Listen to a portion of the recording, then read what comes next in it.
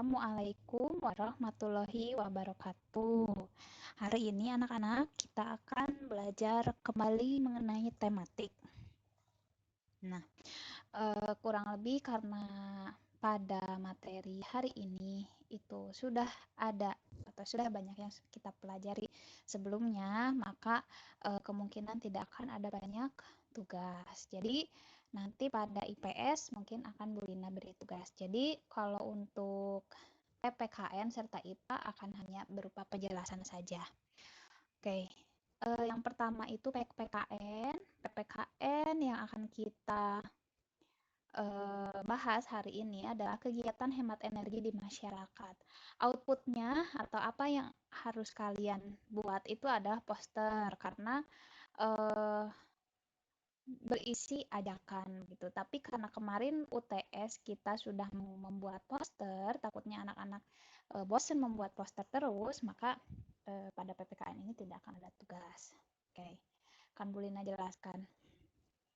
Nah, karena energi yang kita gunakan itu adalah energi yang biasanya tidak dapat atau tidak terlalu sering dapat diperbaharui, makanya harus dipikirkan bagaimana energi alternatif itu ada dan apakah energi alternatif yang kita buat itu merusak lingkungan atau tidak, kita harus memikirkannya juga gitu. Sudah banyak beberapa energi alternatif yang sudah orang lain buat begitu atau sudah orang lain ciptakan atau temukan.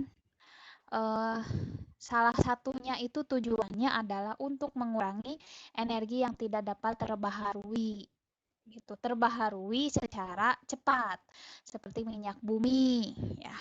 Kalau misalkan sekarang kan minyak bumi itu terus kita gunakan, suatu saat pasti akan habis dan saat habis tidak dapat diproduksi secara banyak dalam waktu yang dekat. Makanya kita harus menyiapkan energi alternatif. Seperti contohnya ada mobil listrik kan sekarang. Ada mobil yang menggunakan panel surya. Sudah mulai banyak ditemukan, tapi masih sedikit yang mengembangkan. Contohnya Indonesia. Indonesia masih tetap menggunakan minyak bumi begitu. Tapi insya Allah untuk kedepannya nanti anak-anak kelas 4 ini Ibu harapkan menjadi ilmuwan-ilmuwan ya, bersekolah yang tinggi sampai bisa menciptakan salah satu energi alternatif begitu.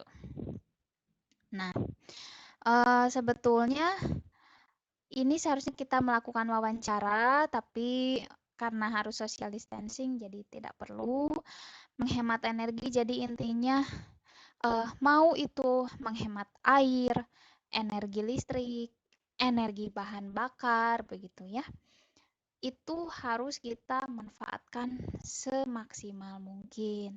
Jadi tidak boleh tuh misalkan air yang tidak digunakan kerannya tidak dimatikan, tidak boleh, tetap harus dimatikan kerannya untuk air. Kalau misalkan energi minyak bumi bila tidak perlu,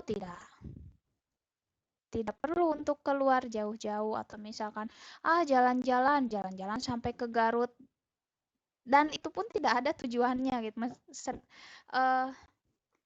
Meskipun itu ada tujuan ya, kita harus menghematnya dengan cara apa? Misalkan menggunakan transportasi umum gitu ya, jadi lebih banyak yang terangkut gitu dalam satu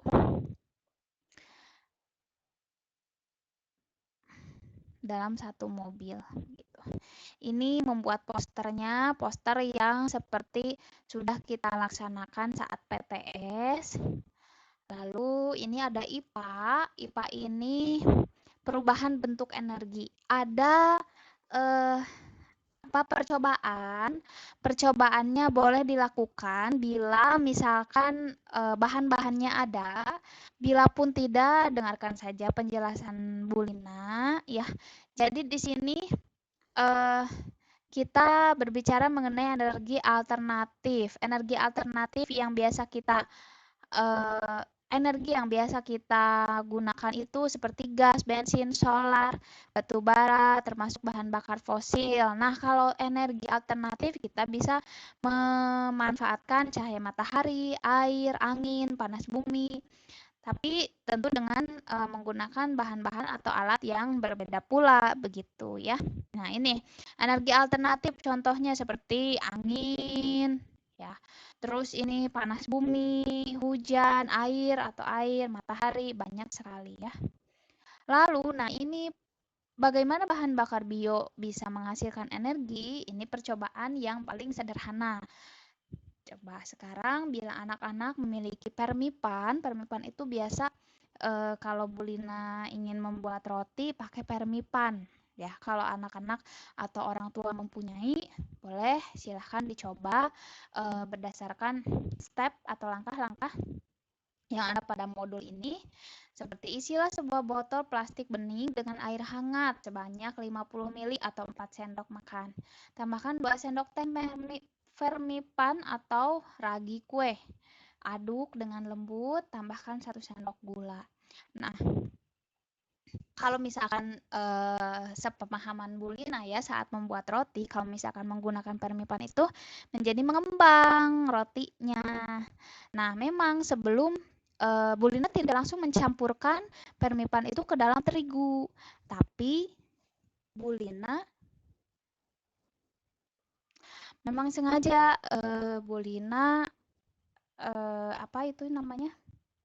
Diaduk dulu ke air yang hangat terus diberi gula. Nah, itu menjadi salah satu pengecekan juga bagaimana raginya itu masih aktif atau tidak.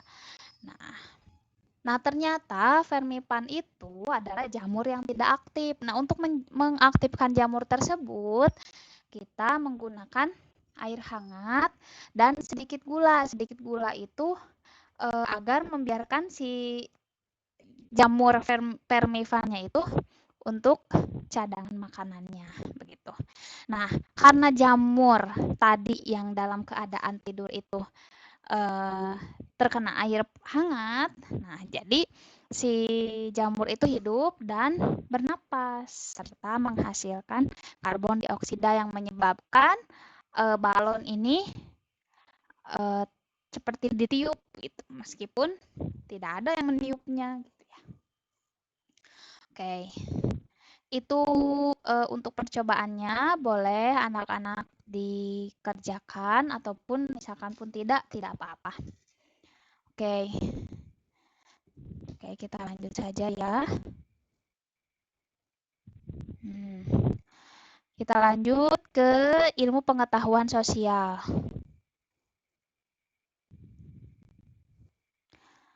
Nah, mari kita kenali lebih jauh bahan bakar bio. Bahan bakar alternatif itu yang sudah kita ketahui, matahari, air, angin, panas bumi, gelombang air laut, dan bahan bakar bio. Bahan bakar bio itu bioetanol yang dapat dibuat dari tanaman-tanaman, misalnya tebu, kentang, singkong, ubi, sagu, dan jagung.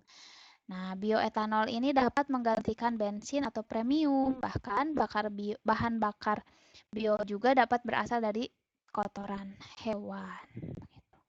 Nah, ini nih ada minyak jarak. Minyak jarak mulai dikenal sebagai sumber energi alternatif biodiesel. Ya. Minyak jarak dari biji tanaman pagar ini mempunyai potensi untuk dikembangkan sebagai tanaman penghasil minyak pengganti bahan bakar minyak bumi. Oke.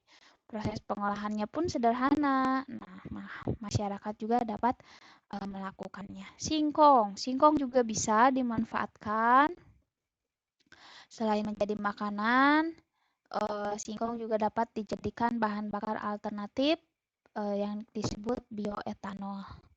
Oke, nah ini untuk latihannya. 1, 2, 3, 4 soal ini silahkan anak-anak kerjakan. Ya, hanya ini yang tugasnya. Penjelasan dari Bu Lina, Ibu cukupkan sampai sini. Wassalamualaikum warahmatullahi wabarakatuh.